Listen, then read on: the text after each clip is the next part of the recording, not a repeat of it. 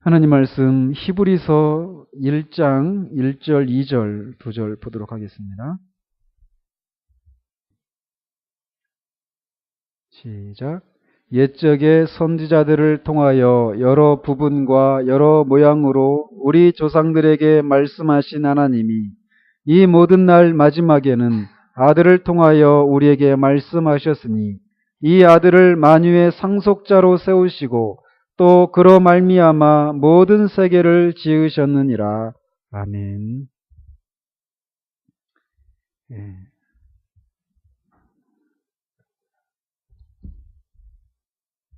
우린 지난주에 은혜의 언약은 하나인데 이것이 옛 세대와 새 세대의 두 가지 방식으로 시행되었다라고 하는 내용을 살폈습니다. 그 은혜의 언약은 창세기 17장에서 아브라함과 맺은 언약에서 완전한 형태로 주어졌지만 창세기 3장 15절에서 이미 약속되었다라고 하는 것도 살폈죠. 그리고 그 이후에도 율법을 주셨던 시내산 언약이나 뭐 노아 언약이나 이런 것도 이런 어떤 보조적인 그런 언약들도 있지만 어느 것도 창세기 17장에서 하나님이 아브라함과 맺으신 그 언약, 은혜 언약과 충돌하거나 방해하는 그런 것이 아니다라고 하는 것을 이렇게 살폈습니다. 그래서 이제 오늘은 신약에 나타난 은혜의 언약. 그래서 다시 다른 말로 하면 새 세대라고 말할 수 있습니다. 그래서 은혜의 언약의 새 세대에 대해서 이렇게 살피는데 여기서 새 세대라고 할 때 새로운이라고 하는 그런 말을 쓰는 거는 언약의 내용이 새롭기 때문에 새로운 시대다 이렇게 말을 하는 것이 아닙니다. 그래서 단지 그냥 언약의 새로운 시행을 의미하기 때문에 그렇지 그 언약의 내용 자체가 새로워서 새 언약 또는 새 세대 이렇게 말을 하는 것이 아니다라고 하는 것을 먼저 우리가 알아야 되겠습니다. 그래서 은혜의 언약의 목적은 죄와 타락으로 하나님으로부터 멀어지고 하나님에 대한 지식을 잃어버린 사람들을 구속해서 하나님을 알게 하는 겁니다. 이 언약의 새로운 경륜을 자세히 살펴볼 때 우리는 어떻게 이 모든 것이 우리 주님이시고 구세주이신 예수 그리스도 안에서 그리고 그분을 통해서 이루어졌는가라고 하는 것을 알게 됩니다. 새 언약이 예수님을 통해서 우리가 성취가 되었다라는 거죠. 그래서 따라서 이제 우리가 살펴보려고 하는 이 새 세대의 은혜 언약은 옛 세대의 은혜 언약과 다르지 않다라고 하는 것을 알 수 있는데 이제 그 증거를 살펴보면 6가지 정도를 얘기를 하고 있습니다. 즉 옛 세대의 언약과 새 세대의 언약이 다른 게 아니라 동일하다라고 하는 그런 증거들을 우리가 찾아볼 수 있다라는 것이죠. 그래서 로이 존스는 이제 여기서 6가지를 얘기를 하고 있습니다. 그래서 새 세대의 언약과 옛 세대의 언약이 동일하다고 하는 증거, 첫 번째 증거를 이렇게 얘기를 하죠. 오직 하나님의 은혜의 언약만이 존재하며 이 언약은 신약과 구약에서 동일하다. 그래서 우리가 지난주에 살폈잖아요. 은혜 언약의 중심 내용이 뭐라고 그랬죠? 은혜 언약의 중심 내용이 뭐예요? 내용. 네. 그래서 제가 있는 겁니다. 자꾸 일주일만 잊어버리니까 제가 있는 거예요. 은혜 언약의 내용이 뭐냐? 중심 내용이 뭐냐? 내가 너희 하나님이 되리라. 그죠? 너희는 나의 백성이 되고 나는 너희 하나님이 되리라. 이게 은혜 언약의 중심 내용이란 말이에요. 그래서 이 내용이 창세기 17장 8절에서 아브라함에게 구체적으로 주어진 내용인데 이 내용이 신약에서도 여러 차례 반복된다라는 거죠. 그래서 성경의 마지막에도 보면 그게 이루어지잖아요. 완전히 새 예루살렘에 하나님이 우리의 왕으로 임하시고 우리가 하나님의 백성이 되어서 그렇게 하나님과 영원토록 같이 거하는 거예요. 그러니까 다르게 얘기를 하면 서초롱 교수님이라고 하는 분이 계신데 그분 같은 경우는 이 언약을 한 가지로 얘기를 합니다. 그러니까 우리가 지난주에 우리가 행위 언약과 은혜 언약이 있다. 언약에는 두 종류가 있다라고 했잖아요. 근데 그분은 그렇게 얘기를 하지 않아요. 이게 전통적인 해석은 행위 언약과 은혜 언약이 있다 이렇게 말을 하는데 그분은 이 행위 언약이나 은혜 언약이나 이 중심 내용은 결국은 하나님이 우리의 하나님이 되시고 우리는 하나님의 백성이 되는 것에 있다. 행위 언약도 그렇잖아요. 그죠? 근데 그 차이는 우리가 하나님의 계명을 지키는 것을 통해서 그렇게 이루어지는 것이다 라고 하는 개념이고, 은혜 언약은 우리가 그렇게 할 수가 없다라는 거죠. 근데 그것을 위해서 하나님의 아들이신 예수 그리스도께서 오셔서 그 일을 이루셨다라는 거예요. 그죠? 그런 차이라는 거죠. 근데 그 내용은 행위 언약이나 은혜 언약이나 동일하게 하나님의 백성이 되게 하는. 그래서 그분은 은혜 언약, 행위 언약 이렇게 나누지 않고 그냥 에덴 동산에서 아담과 맺은 언약을 하나님의 백성됨의 언약이다 이렇게 얘기를 해요. 근데 참 아주 탁월한 해석 같아요. 그렇게 해석을 하는 신학자가 없거든요. 근데 제가 굉장히 최고로 존경하는 신학자입니다. 서천 교수님. 개인적인 말씀을 드려서 그런데 참 탁월하신 분이셔요. 근데 언약의 내용을 가지고 그렇게 해석을 하신 거예요.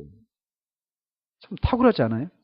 그러니까 하나님의 백성됨의 언약이라는 거예요. 근데 그게 에덴 동산에서도 그러니까 죄를 범하는 거는 뭐냐면 나는 하나님의 백성이 되지 않겠다라는 거예요. 누구의 백성이 되겠다라는 거예요? 사탄의 백성이 되겠다라는 거죠. 나중에 결국은 그리스도를 통해서 그게 이제 회복이 되는데 나중에는 하나님이 진짜 우리의 하나님이 되시고 우리가 하나님의 백성이 되는 완전한 그 하나님의 그 나라가 완성이 되는 거죠. 그죠? 그래서 이렇게 아무튼 이 은혜 언약의 핵심 내용인 나는 너희들의 하나님이 되리라고 한 이 내용이 구약에만 있는 게 아니라 옛 세대에만 그 약속을 하신 것이 아니라 새 세대에도 신약에서도 그 약속을 하고 있다는 거예요. 그러니까 이 은혜 언약이 집행 방식은 시행 방식은 그 구약에서와 신약에서는 다르게 나타나지만 결국 은혜 언약의 중심 내용은 신약이나 구약이나 똑같다라는 거예요. 그래서 은혜 언약은 하나밖에 없다라는 거예요. 그리고 또 두 번째로는 구약과 신약에서 똑같은 종류의 복을 발견할 수 있다는 겁니다. 그래서 우리가 흔히 구약에서는 하나님이 약속하신 그 약속을 이제 우리가 받는 것을 뭐 복을 받는다 이렇게 해석할 수 있잖아요. 근데 구약에서의 그 복을 굉장히 물질적이고 상징적인 그런 것으로 많이 약속을 했잖아요. 뭐 땅에서 장수한다, 뭐 이렇게 잘 산다, 건강하게 산다 이런 것으로 하나님의 약속이 이제 이루어진 것을 그런 것 상징적인 것으로 물질적인 것으로 현세적인 것으로 이렇게 드러내셨는데 근데 구약에서 그런 것만 있는 게 아니라는 거예요. 구약에도 영적인 복에 대해서도 말을 하고 있다는 겁니다. 구약에서도. 그래서 그 대표적인 게 이제 그 로이존스는 이제 한 구절만 얘기를 하는데 시편 51편에 보면 시편 51편이 누구의 시편이죠? 다윗이죠. 다윗이 밧세바를 범하고 나단 선지자가 그에게 찾아왔을 때 지은 시가 이 시편 51편인데 그때 그가 그 10절에서 보면 하나님이여 내 속에 정한 마음을 창조하시고 내 안에 정직한 영을 새롭게 하소서라고 기도하고 있습니다. 그러면서 12절에서는 주의 구원의 즐거움을 내게 회복시켜 주시고 자원하는 심령을 주사 나를 붙드소서라고 기도하고 있어요. 물론 이런 구절, 그러니까 그가 지금 구원의 기쁨을 회복시켜 주십시오 이렇게 얘기하고 있단 말이에요. 이 땅을 원수의 손에서 건져 주십시오 이런 내용들이 많이 나오잖아요. 그죠? 뭐 내 삶의 지경을 넓혀 주십시오 이런 야베스의 그런 기도도 있고 어떤 물질적이고 현세적인 것들을 구하는 그런 기도, 그런 복을 누리는 것에 대한 감사, 찬양 이런 내용들이 많이 등장합니다. 구약에. 그러나 그 구약 속에서도 지금 우리가 방금 읽은 것처럼 구원의 기쁨을 회복시켜 주십시오라고 하는 이런 영적인 복의 내용도 언급되어 있다는 거예요. 물론 여기에만 있는 게 아니라는 거죠. 시편 51편에서만 이걸 말하고 있는 건 아니라는 거예요. 많이 있다라는 거죠. 즉 신약에서 말하는 것 같은 그런 영적인 복, 구원의 복 이런 것이 신약에만 나타나는 것이 아니라 구약에도 있다라는 겁니다. 그렇기 때문에 옛 세대에나 새 세대에나 은혜의 언약이 동일한 언약이다라고 하는 증거를 이렇게 얘기할 수 있다라는 거죠. 동일한 종류의 복을 발견할 수 있다라는 겁니다. 자, 그리고 세 번째로는 성경이 오직 하나의 복음만 존재한다고 하는 사실을 매우 분명하게 가르친다라는 겁니다.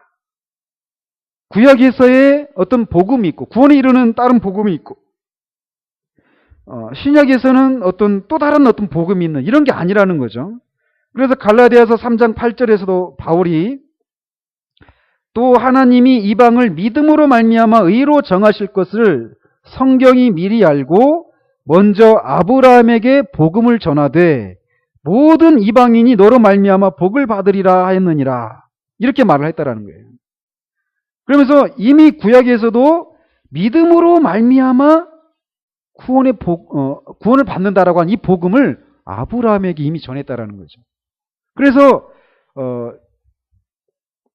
그렇게 믿음으로 말미암아 구원을 받는다라고 하는 이 복음을 구약에서도 이미 말씀하셨다라는 거예요. 그리고 창세기 3장 15절에서도 그렇고 또 이 구약에 있는 많은 그런 각종 제사제도 성막, 그 성막 안에 여러 기구들, 이거 나중에 이제 다 그런 것들, 금초대가 뭔지, 떡상이 뭔지, 지성소며 성막의 구조, 성막 안에 있는 이런 기구들, 이런 것들이 다 예수 그리스도를 통한 구원을 다 예표하거든요. 그런 것들이 복음과 그 복음 메시지들의 예표와 그림자들로 구약에서 이미 주어졌다는 거예요. 선지자들의 가르침에서도 우리는 동일한 복음을 발견할 수 있다는 것이죠. 의인은 오직 믿음으로 살리라 이런 얘기들을 이미 선지자들을 통해서도 얘기하고 계시잖아요. 그래서 이렇게 복음이 하나라는 거예요. 하나. 신약에 와서 새로운 복음이 우리에게 주어진 것이 아니라는 거죠. 자, 그리고 네 번째로는 많은 성경 구절이 구약의 성도들도 우리가 하나님의 나라에 들어가게 되는 것과 완전히 똑같은 방법으로 그곳에 거하고 있고 하나님의 모든 복을 우리와 함께 나눈다라고 직접적으로 말하고 있다는 거예요. 그래서 이 내용을 아주 여기서 굉장히 많이 다루고 있습니다. 그래서 그 증거 구절들을 하나씩 살펴보면 누가복음 13장 28절에 보면 이렇게 되어 있어요. 너희가 아브라함과 이삭과 야곱과 모든 선지자는 하나님 나라에 있고 오직 너희는 밖에 쫓겨난 것을 볼 때 거기서 슬피 울며 이를 갈기라. 이 구약의 성도들, 아브라함, 이삭, 야곱, 그 다음 모든 선지자들이 하나님 나라에 있다라는 거예요. 이 구약의 성도들인데 우리가 들어가게 될 하나님 나라에 이미 그들이 들어가 있다라는 거죠. 그리고 또 로마서 11장 16절 18절에 보면 이렇게 되어 있어요. 제사하는 처음 익은 곡식가루가 거룩한즉 떡덩이도 그러하고 뿌리가 거룩한즉 가지도 그러하니라. 또한 가지 얼마가 꺾였는데 돌 감람나무인 내가 그들 중에 접붙임이 되어 참 감람나무 뿌리의 진액을 함께 받는 자가 되었은즉 그 가지들을 향하여 자랑하지 말라. 자랑할지라도 네가 뿌리를 보존하는 것이 아니요 뿌리가 너를 보존하는 것이니라. 이렇게 말하고 있습니다. 이거는 이제 이방인들이 원 감람나무인 이스라엘에 접붙여져 가지고 이제 이스라엘의 그 원액에서 원 가지에서 맺게 될 그 열매를 맺히게 되었다. 이런 내용들 이렇게 말씀하는 중에 언급을 하고 있거든요. 또 이어서 같은 장 24절에 보면 로마서 11장 24절에 보면 네가 원 돌 감람나무에서 찍힘을 받고 본성을 거슬러 좋은 감람나무에 접붙임을 받았으니 원 가진 이 사람들이야 얼마나 더 자기 감람나무에 접붙이심을 받으랴 이렇게 말하고 있습니다. 그래서 로마서 11장에서 얘기하고 있는 것은 옛 경륜과 새 경륜 또는 옛 세대와 새 세대의 이 구속의 은혜는 분명히 하나의 나무에 속해 있다라는 겁니다. 하나의 나무에 하나의 나라이고 하나의 은혜 언약이고 하나의 구원이라는 거예요. 분명하게 이렇게 얘기하고 있다라는 거죠.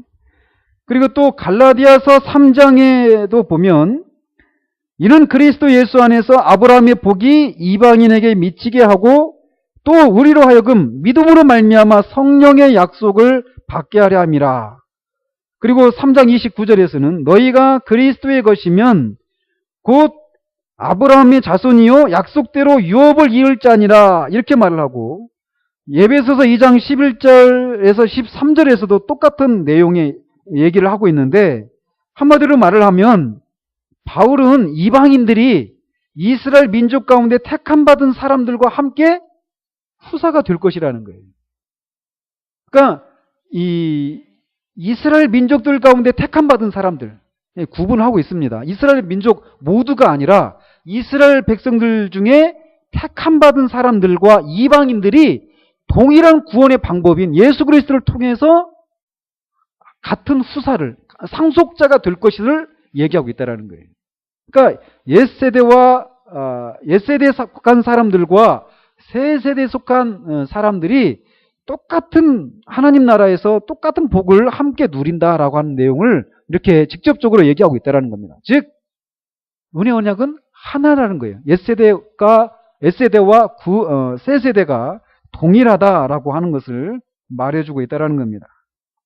이 이외에도 히브리서 6장 13절에서도 그렇게 얘기하고 있습니다. 그래서 보면 하나님이 아브라함에게 약속하실 때에 가리켜 맹세할 자가 자기보다 더 큰 이가 없으므로 자기를 가리켜 맹세하여, 이렇게 13절에 말한 후에 18절에서 이렇게 해석을 하고 있어요. 이는 하나님이 거짓말을 하실 수 없는 이 두 가지 변하지 못할 사실로 말미암아 앞에 있는 소망을 얻으려고 피난처를 찾은 우리에게 큰 안위를 받게 하려 하심이라, 이렇게 말하고 있습니다. 즉 아브라함에게 이 약속하신 이 약속이 누구를 안위하게 하려 합니다? 우리라는 거예요. 우리 신약 이 히브리서 편지를 받고 있는, 이 서신을 받고 있는 이 독자들을 안위하기 위해서, 그 우리에는 우리도 포함되어 있습니다. 즉 아브라함, 옛세대에 속한 아브라함에게 하신 약속은 아브라함뿐만 아니라 그것을 소망으로 붙들고 쫓아가고 있는 새 세대에 속한 우리들을 안위하기 위한 것이다라고 말씀하고 계시다라는 거예요. 더 강력한 것은 이제 그 마지막 그 증거 구절인데 11장 39절 40절에 보면 이렇게 되어 있어요. 이 사람들은 다 믿음으로 말미암아. 여기서 이 사람들은 어떤 사람들입니까? 히브리서 11장에 언급되어 있는 믿음의 사람들을 다 가리키는 겁니다. 이 사람들은 다 믿음으로 말미암아 증거를 받았으나 약속된 것을 받지 못하였으니 이는 하나님이 우리를 위하여 더 좋은 것을 예비하셨은즉 우리가 아니면 그들로 온전함을 이루지 못하게 하려 하심이라, 이렇게 말을 하고 있어요. 그러니까 그들에게, 그 옛세대에 속한 사람들에게 약속을 해주셨단 말이에요. 그런데 그들이 약속된 것을 받지 못했다는 거예요. 그것을 이루어진 것은 보지는 못했어요. 그냥 약속만 받았을 뿐이라는 거죠. 그러면서 이렇게 된 것은 뭐냐? 우리를 위하여서 더 좋은 것을 예비하셨은즉 우리가 아니면 그들로 온전함을 이루지 못하게. 그러니까 우리가 누리게 되는 이것을 우리가 받지 못하면 그들이 약속된 것을 온전히 받지 못하게 되는. 그러니까 어때요? 우리에게 이루어진 것이 결국은 없으면 그들이 받은 약속이 다 무용지물이 되는 거예요. 쉽게 말하면. 그러니까 이게 구약에서 말한 것과 신약에서 말한 것이 뗄래 뗄 수가 없고 이게 총체적인 연합을 이루고 있다는 겁니다. 그래서 이 옛세대와 새세대에 속한 우리 모두가 구원의 덕을 동일하게 누리게 된다라고 하는 것을 이런 성경 구절들이 명백하게 진술하고 있다는 거예요. 즉 이게 이제 아까 네 번째죠. 그래서 옛세대에 속한 사람이나 새세대에 속한 사람들이나 동일한 복을 누린다라는 겁니다. 그 복을 누리는 내용이. 그리고 다섯 번째로 동일한 증거, 다섯 번째로는 성경에 따르면 구원과 그 모든 복을 얻는 길은 오직 믿음의 길 하나밖에 없다라고 말하고 있다는 겁니다.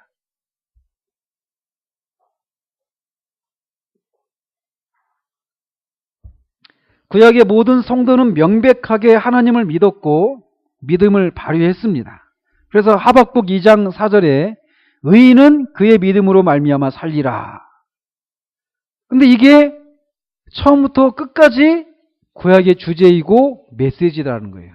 그래서 히브리서 11장에서 볼 수 있는 것처럼 이게 그들이 믿음으로 살았다는 겁니다. 믿음으로. 사도 바울은 로마서 1장 17절에서 하박국 2장 4절을 인용해서 오직 의인은 믿음으로 말미암아 살리라 라고 말하고 있습니다. 그러니까 구약에서도 믿음으로 말미암아 살리라, 이것이 처음부터 끝까지 어떤 구약의 메시지인데, 이 구약의 메시지인 이 믿음으로 말미암아 살리라, 이거를 신약에서도 인용을 해서 의인이 사는 길은 믿음으로 사는 것이다 라고 말하고 있다는 거예요. 또 로마서 4장 23절 25절에서도 똑같이 믿음으로 우리가 의롭게 되는, 아브라함이 믿음으로 의롭게 된 그 내용을 언급하고 있는데, 이렇게 믿음으로 의롭다함을 아브라함이 받았던 것처럼 똑같이 신약의 우리들도 똑같이 믿음으로 의롭다함을 받는다라는 겁니다. 그 구원의 복이, 신약의 복과 구약의 복이 똑같은데, 그 복을 얻을 수 있는 것도 구약 따로 신약 따로가 아니라 동일하다라는 거예요. 오직 믿음으로. 그래서 이 옛 언약과 새 언약이 다르지 않다라는 겁니다. 그리고 또 마지막으로 여섯 번째, 옛 세대와 새 세대의 중보자도 동일한 분이시라는 거예요. 그러니까 이 복을 누릴 수 있는 것은 우리가 그냥 쟁취하는 것이 아닙니다. 이 복을 누리기 위해서는 이 복을 우리에게 가져다 주시고 그 복을 우리가 누릴 수 있도록 그 모든 필요한 일들을 이루시는 이 중보자가 필요하단 말이에요. 중보자가. 그런데 옛 세대에도 그렇고 새 세대에도 그렇고 이 중보자는 오직 한 분뿐이라는 거예요. 그래서 계시록 13장 8절에 보면 창세 이전에 죽임을 당한 어린 양, 이렇게 되어 있습니다. 이 표현 잘 보십시오. 창세 이전에 죽임을 당한 어린 양이라고 예수 그리스도를 이렇게 묘사하고 있어요. 예수님이 어때요? 창세 전에 죽임을 당한 어린 양이라고 얘기하고 있어요. 그리고 또 아담에게 하나님은 여자의 후손을 통한 구원을 약속하셨잖아요. 창세기 3장 15절에서. 이분이 바로 예수 그리스도라는 거죠. 예수 그리스도. 그리고 구약의 모든 모형과 예언들이 가리키고 있는 중보자는 주 예수 그리스도이시다라는 거예요. 요한복음 5장 39절에도 주님이 그래서 이렇게 말씀하시잖아요. 너희가 성경에서 영생을 얻는 줄 생각하고 성경을 연구하거니와 이 성경이 곧 내게 대하여 증언하는 것이니라 라고 말씀하십니다. 그 당시에는 다 구약밖에 없었단 말이에요. 그죠? 예수님 당시에는. 근데 예수님이 그 성경이, 구약 성경이 바로 예수님을 가리켜서 하신 것이다라고 기록되어 있다라고 말하고 있다라는 거예요. 그리고 또 같은 장에서 모세를 믿었더라면 또 나를 믿었으리니 왜? 이는 그가 내게 대하여 기록하였습니다. 이렇게 말을 하고 있어요. 모세가 모세 오경을 기록했는데 거기에서도 그 기록한 내용이 다 누구냐? 바로 예수님 당신 자신을 증언한 것이라는 거예요. 그리고 또 사도행전 또 요한복음 8장 56절에 너희 조상 아브라함은 나의 때 볼 것을 즐거워하다가 보고 기뻐하였다. 이렇게 말씀하고 계시고 사도행전으로 넘어와서도 10장 43절에 보면 그에 대하여 즉 예수 그리스도에 대하여 모든 선지자도 증언하되 이렇게 말하고 있습니다. 또 로마서 3장 25절에서도 이 예수를 하나님이 그의 피로써 믿음으로 말미암는 화목제물을 세우셨으니 이는 하나님께서 길이 참으시는 중에 전에 지은 죄를 간과하심으로 자기의 의로우심을 나타내라 하십니다. 즉 예수 그리스도 이전에 살았던 이 아브라함이며 이삭이며 야곱이며 다윗이며 모세며 이런 믿음의 사람들 있잖아요. 구원받은 모든 사람들의 지었던 죄를 어떤 방식으로 간과하셨는가? 예수 그리스도의 그 보혈로 그것들을 다 처리하셨다라는 거예요. 아직 그들이 예수님을 본 적이 없어요. 그러는데도 그렇게 하셨다라는 겁니다. 그러니까 이것을 이제 나중에 로마서를 우리가 강의를 할 거예요. 제가 속히 그런 실력이 빨리 갖추어지기를 바라는데 거기서도 보면은 로마서 3장 25절 하나님이 예수님의 피로 믿음으로 말미암는 화목제물을 세우셨는데 그것이 예수님 이후에 태어난 사람들의 죄를 해결하는 것만이 아니라 예수님이 태어나기 전에 있었던 구원받은 사람들의 이 죄 문제도 예수 그리스도의 보혈로 해결을 하셨다라는 거예요. 이 3장 25절이. 그래서 예수님이 그 일이 이루어지기 전까지 하나님이 죄 용서를 해주실 수 있는 근거가 무엇입니까? 피 흘림이 없은즉 사함이 없다라고 히브리서 9장 22절에 말하잖아요. 반드시 죄가 사해지기 위해서는 피가 있어야 됩니다. 그죠? 근데 예수님이 태어나시기 전에 있었던 구약의 성도들은 동물의 피로 용서를 받았습니까? 아닙니다. 아니에요. 그들도 누구의 피로? 예수 그리스도의 피로예요. 근데 그 일이 예수님이 실제로 그렇게 십자가에 달리셔서 피를 흘리시기 전까지 그 이전에 있었던 사람들이 그러면은 어디 있습니까? 그 구약의 카톨릭이 말하는 것처럼 그 선조 림보라고 하는데 그런 데에 갇혀 있습니까? 그럼 어디 있습니까? 그 사람들은? 예수님 오시기 전에 구원받은 사람들은 어디에 있습니까? 낙원이 어디죠? 천국이란 말이에요. 낙원이 천국이고 천국이 낙원이에요. 그러니까 예수님 믿기 전에 태어난 사람들도 어디 있느냐면 지금 천국에 있어요. 근데 그 천국에 가려면 의롭지 못한 사람은 갈 수 없단 말이에요. 그죠? 근데 인간이 의롭게 되는 길이 뭡니까? 예수 그리스도를 믿음으로 말미암아서만이에요. 그죠? 구약이나 신약이나. 근데 문제는 이 사람들은 구약의 사람들이에요. 예수님을 본 적이 없어요. 근데 그들이 천국에 가 있단 말이에요. 그들이 의롭게 되지 않으면 천국에 갈 수 없단 말이에요. 그래서 사단은 그 하나님을 향해서 공의롭지 못하다라고 참소하지 않겠어요? 그죠? 근데 하나님이 그때 예수님이 오실 때까지 그 죄를 길이 참으시는 거예요. 길이 참으시는 중에 전에 지었던 죄를 예수님의 그 피로 해결하시고 신적인 분이시기 때문에 그 효력이 예수님 오시기 전에 있는 사람들에게도 효력이 미치는 거예요. 그 보혈의 효력이.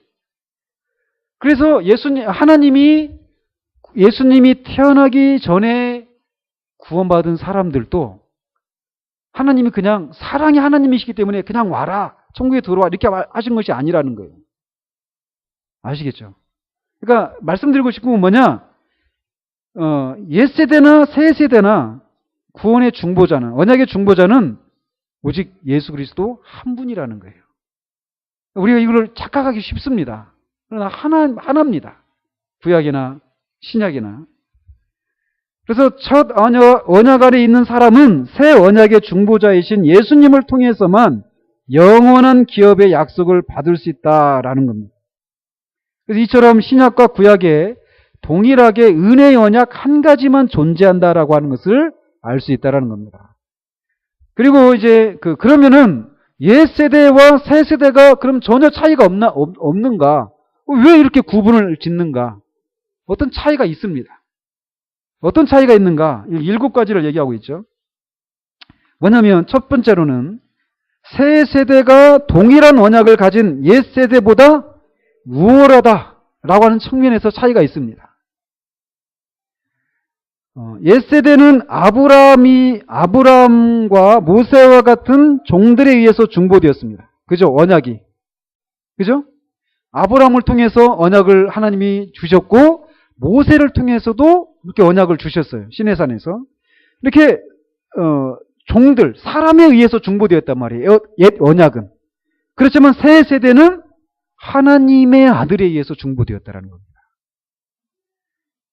그래서 히브리서 기자도 3장 5절 6절에서 또한 모세는 장래에 말할 것을 증언하기 위하여 하나님의 온 집에서 종으로서 신실하였고 그리스도는 하나님의 집을 맡은 아들로서 그와 같이 하셨으니 이렇게 표현하고 있습니다.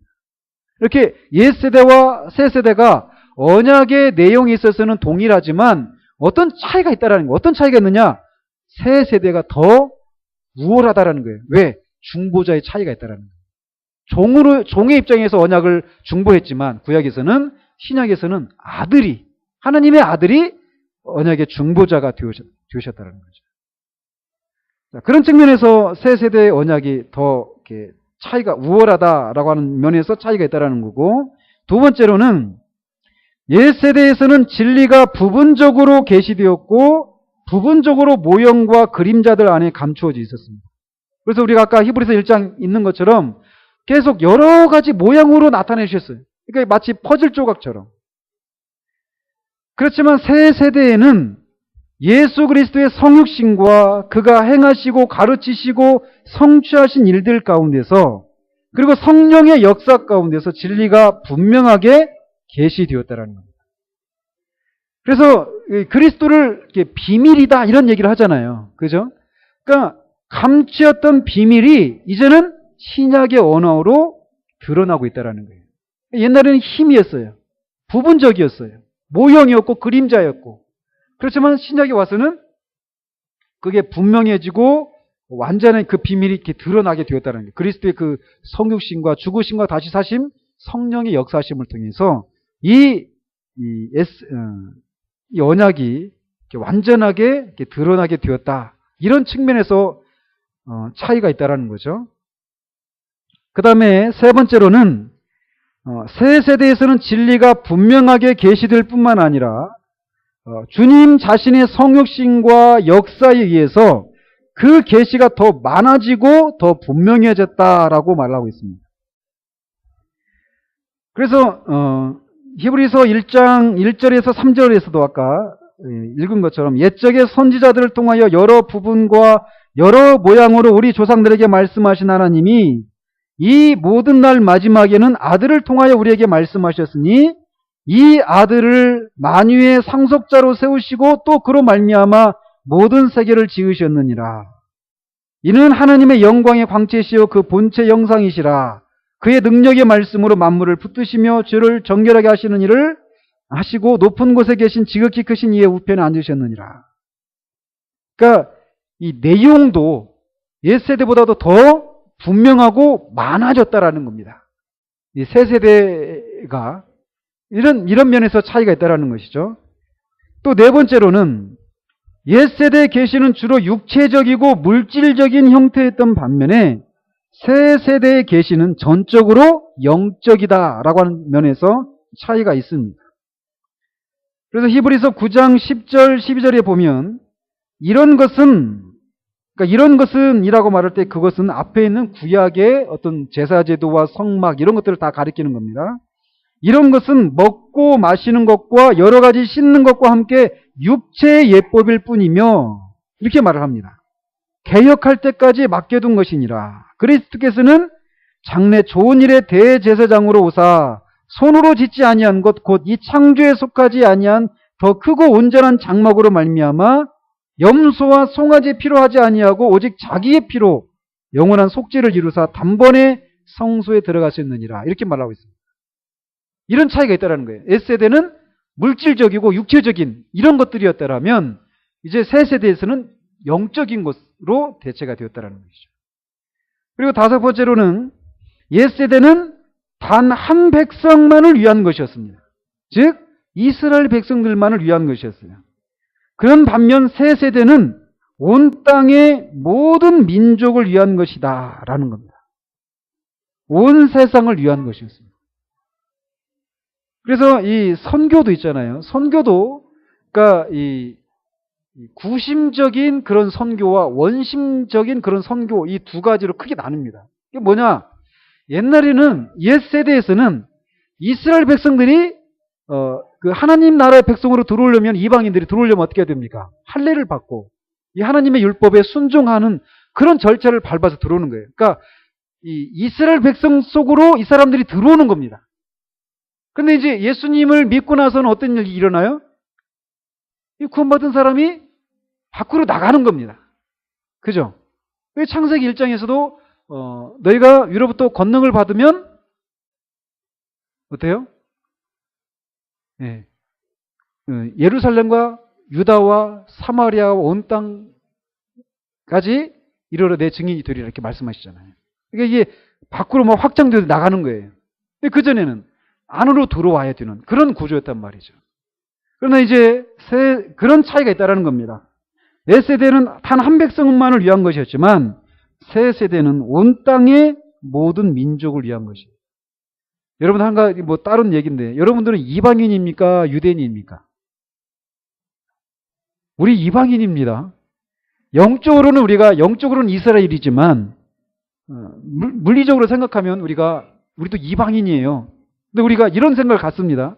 우리 구원받은 사람들은 유대인이고 구원받지 못한 우리 가족들 이런 사람들은 이방인이다 이렇게 생각하는데 물리적인 혈통적인 측면에서 우리 다 이방인입니다. 어쨌건 또 여섯 번째로 옛 세대는 예비적인 반면에 새 세대는 최종적이다라고 하는 것에서 차이가 있습니다. 최종적이라고 하는 이 말에 우리가 주의를 기울여야만 합니다. 더 이상 아무것도 더할 수도 더할 필요도 없다라는 거예요. 이 최종적입니다. 모든 것이 그리스도 안에 있기 때문에 그리스도를 통해서 모두 다 이루었습니다.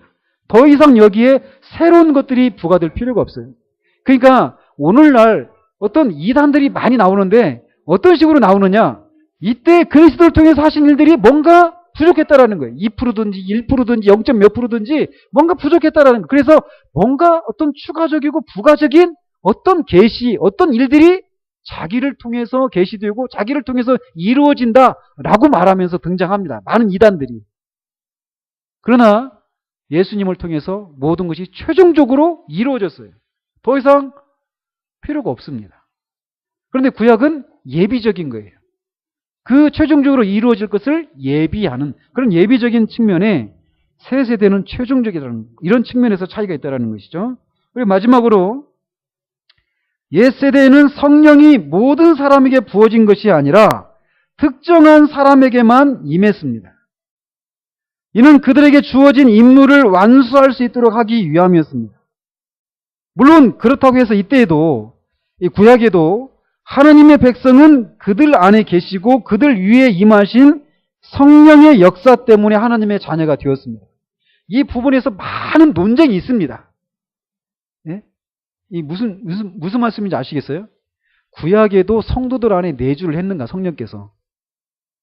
그래서 구약에도 거듭나야만 되잖아요. 거듭나야만 하나님 나라에 들어갈 수 있는데 성령께서 예수님이 오시고 나서 오순절 때 성령께서 강림하셨는데 그리고 나서 내주하시게 됐는데 그럼 그 이전에 성도들은 내주하신 이런 문제나 또 거듭나는 문제는 또 어떻게 되는가 하면서 이 부분에서 많은 논쟁이 있습니다. 그러니까 우리는 이렇게만 알기를 바랍니다. 이때에도 하나님의 백성은 그들 위 안에 계시고 그들 위에 임하신 성령의 역사 때문에 하나님의 자녀가 되었습니다. 하나님의 자녀가 될 수 있는 것은 여전히 성령의 역사하심 때문에 되었다라는 것이죠. 그러나 신약에서는 성령이 부어진 결과 더 큰 지식과 더 깊은 이해로 인해서 이 복들을 더 크게 기뻐할 수 있었습니다. 그러니까 그래서 마치 이제 예를 드는데 마치 이 자녀가 어릴 때는 부모와의 관계를 온전하게 누리지를 못하잖아요. 그죠? 근데 이 자녀가 어른이 되면 어때요? 더 부모를 이해하고 부모와의 관계를 더 깊이 누리게 되잖아요. 아까 운석이 이제 네가 나이가 이제 뭐 부모 탓하고 가정 환경 탓하고 이럴 나이가 아니다. 그렇게 하기는 너무 나이가 많다. 이런 얘기 하는데 저는 참 속으로 대견하다 싶더라고요. 근데 원래 그랬나요? 아니었단 말이에요. 왜 그랬을까요? 잘하니까 그래요. 잘하니까 부모를 더 깊이 이해하고 이런 눈들이 생기니까 그런 말을 할 수 있고 그 부모와의 자녀와의 그런 관계들을 더 풍성하게 온전하게 누릴 수 있게 되는 거죠. 그런 것처럼 신약도 구약과 신약도 그런 관계라는 겁니다. 그래서 이런 면에서 보면 옛세대 사람들은 어린아이다라고 말할 수 있다는 거예요. 하지만 그들도 이제는 그런 측면에서 우리는 더 성숙하고 더 온전한 계시를 갖고 있습니다. 우리가 그런 측면에서 영적으로 더 우리가 우월한 입장이 있단 말이에요. 그렇지만 그냥 과연 우리가 실제로 이 구약의 성도들보다 더 풍성한 관계를 누립니까? 이것을 인해서 우리가 원통해하는 그런 일이 우리 가운데 있어야 되는 거예요. 그들은 희미하게 봤던 것을 보고도 즐거워하고 그들의 삶을 다 쏟아 부었는데 우리는 다 보았단 말이에요. 그런데도 진짜 소위 막 올인하지 못하는, 이건 하나님 앞에 부끄러운 것이라는 거죠. 근데 어쨌건 구약에도 성령께서 역사하시고 그들 안에 계시고 또 성령께서 그들에게 은혜를 주시고 하는 것을 통해서 이 구원의 복을 누릴 수 있었단 말이에요. 신약에 누리는 것처럼. 그러나 신약의 백성들이 더 분명하고 더 많이 더 크게 이 복을 누릴 수 있다라고 하는 측면에서 차이가 있다라는 겁니다. 그렇지만 어쨌건 지금은 이 옛세대에 속한 사람들도 우리와 함께 더 좋은 것을 누리고 있습니다. 이전에는 할 수 없었지만 이제는 가능하다라는 거죠. 자, 그러면서 이제 마지막으로 이 은혜의 언약의 당사자들을 이렇게 살펴보도록 하겠습니다. 우리가 흔히 성경이 66권으로 되어 있잖아요. 그죠? 그래서 성경을 여러 책을 모아놓은 것이다 라고 생각을 합니다.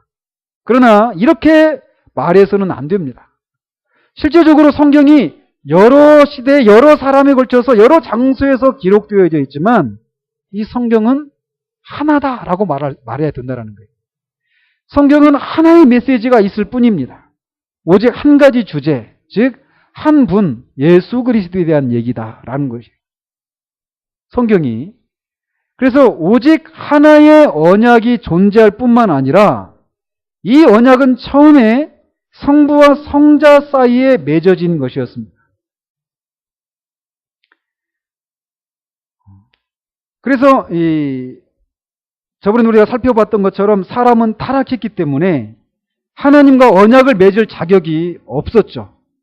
그래서 완전한 상태 가운데서도 그 언약을 어겼기 때문에 사람하고 다시금 새로운 언약을 맺을 수가 없었단 말이에요.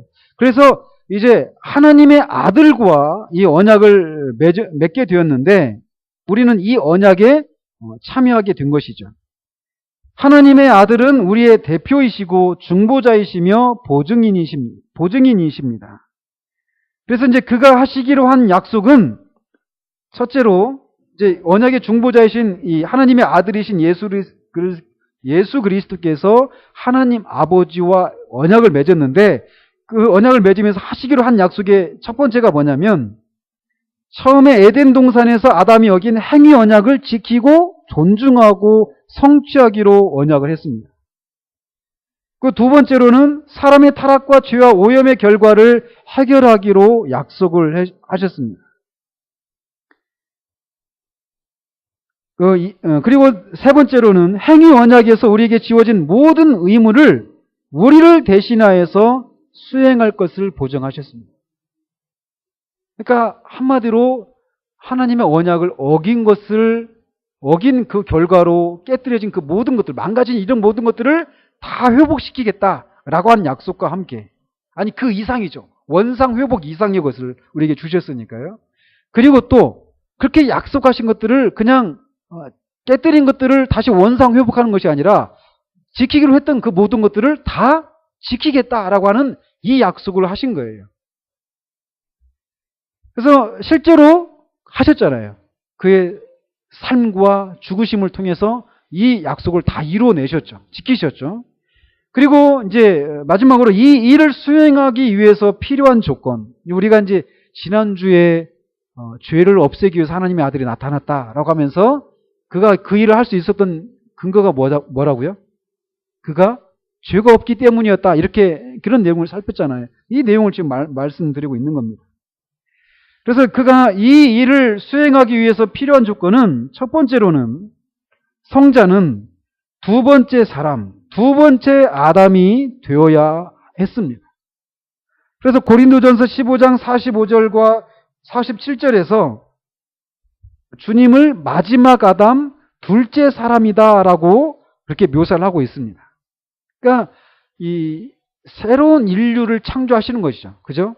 새로운 인류의 대표자로서 예수님이 언약의 대표자로서 이제 그 하나님과 언약을 맺으신 거예요. 그리고 그 언약의 내용을 지키시겠다라고 하는 것을 이제 언약을 이렇게 맺었다라는 거죠. 그래서 그가 그 언약을 수행하기 위해서는 두 번째 사람, 그리고 두 번째 아담, 즉 마지막 아담이 되어야만 했다라는 것이죠. 그리고 두 번째로는 성자는 우리와 같은 본성을 지니셔야만 했습니다. 그래서 여자에게서 나게 하시고 율법 아래 나게 하신 것은 율법 아래 있는 자들을 속량하시고 우리로 아들의 명분을 얻게 하려 하심이라 이렇게 말씀하십니다. 그러니까 예수님이 성육신 하신 이유, 우리 인간의 인성을 취하신 이유는 그렇게 하지 않으면 이 언약을 수행할 수 없기 때문에 그렇게 하신 거예요. 그리고 마지막으로 성자는 우리의 모든 의무를 이행하셔야만 합니다. 했습니다. 그래서 그러므로 은혜 언약을 고찰하면 하나님의 계획과 의도, 구속과 구원을 알 수 있습니다. 그래서 은혜 언약은 우리를 그리스도께로 인도하고 모든 방향에서 그리스도를 가리켜 보입니다. 그래서 사람들이 종종 구속과 구원의 교리로부터 출발해서 그냥 구원론 이런 데서부터 출발해가지고 곧바로 예수 그리스도의 인격과 그가 하신 일로 막 가는데, 그렇게 해가지고는 우리 주님이 에덴 동산에서 약속하시고 또 아브라함에게 약속하시고 노아와 시내 산에서 약속하신 그렇게 말씀하신 것들이 은혜 언약 안에서 최종적으로 이루어졌다는 것을 알 수가 없게 된다는 거예요. 그렇기 때문에 우리가 구약에서부터 나타난 은혜 언약을 살피는 거라는 거죠. 그냥 곧장 예수 그리스도가 누구시고 그가 어떤 일을 하셨는가, 그가 이루신 일들이 무엇인가, 이런 내용으로 곧장 달려가지 않고 이렇게 구약에서부터 하나님이 어떻게 우리에게 언약하시고 그 언약을 이루어내셨는가, 이런 것들을 살펴와야만 예수 그리스도께서 하신 일이 그냥 그 구약에서의 그 모든 것들과 아무 상관없이 그냥 독립적으로 이루어진 일이 아니라는 것을 알 수 있게 된다는 거예요. 부가적으로 말씀드리면, 아까도 기도 제목 나누면서 말씀드렸지만 하나님이 약속을 하시고 이렇게 이루셨습니다. 그냥 아무 말씀 안 하시고 그냥 다 하고 그냥 짬 보여주면서 어때? 멋있지? 이렇게 하시지 않고 이거를 약속을 수천 년에 걸쳐서 약속을 하시면서 그 약속을 점점 구체적으로 이렇게 약속해 오시는 거예요.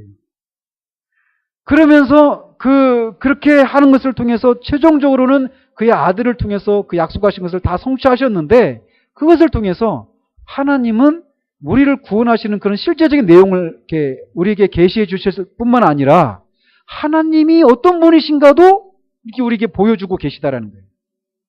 약속하신 것을 반드시 이루시는. 우리가 구약의 역사를 읽어보십시오. 얼마나 한마디로 말하면 하나님은 약속하시는데 이스라엘 인간을 대표하는 이스라엘 백성들은 어때요? 끝까지 하나님이 뭔가 은혜를 주시면 하나님에 붙어 있다가 또 우상숭배로 떠나가고 또 거기서 막 심판을 받으면 막 하나님 표기하고 돌아오고, 이게 인간의 역사였단 말이에요. 이게 인간의 모습이었단 말이에요. 근데 그를 포기하지 않으시는 하나님의 신실하심, 오래 참으심, 그리고 약속하신 것을 반드시 이루어내시는 언약의 성실하신, 충실하신 언약의 하나님, 이런 것을 그 오랜 세월을 통해서 약속하신 것들을 이루시는 것을 통해서 하나님이 어떤 그런 분이시다고 하는 것을 드러내고 계시다라는 거예요. 그러면은 우리가 우리의 삶을 적용한다라면 그렇게 하나님이, 그러니까 이런 사실들을 보면서 하나님이 이런 분이시네, 여기서 끝나면 안 되는 거예요. 뭐냐? 우리의 앞으로의 삶에 대해서도 하나님은 동일하신 하나님이시라는 거예요. 이렇게 약속하신 것을 반드시 이루시고 끊임없이 반역하고 배반하고 하나님의 마음을 아프게 해드림에도 불구하고 끝까지 이루시는, 하나님의 이름을 위해서, 하나님의 영광을 위해서 하나님이 약속하신 것을 반드시 이루어내시고야 마시는 이런 하나님을 우리가 믿고 우리의 삶 속에서도 아까 불렀던 것처럼 기다리고 소망하고 하나님의 약속이 더디 이루어져서 하나님이 우리를 기억하지 않는 것 같은 그런 상황 가운데서도 기다리는, 그런 믿음의 삶이 우리에게 요구되어진다는 거예요. 하나님은 이렇게 그리스도를 통해서 약속하신 것을 마침내 이루셨습니다. 그 하나님이 지금도 그리스도를 통해서 우리의 하나님이시고 우리의 아버지시고 그분이 우리의 삶은 아직 주님이 나라에 갈 때까지 계속 인도하신다는 것. 이것을 우리가 기억하고 우리의 삶을 살아가기를 바랍니다.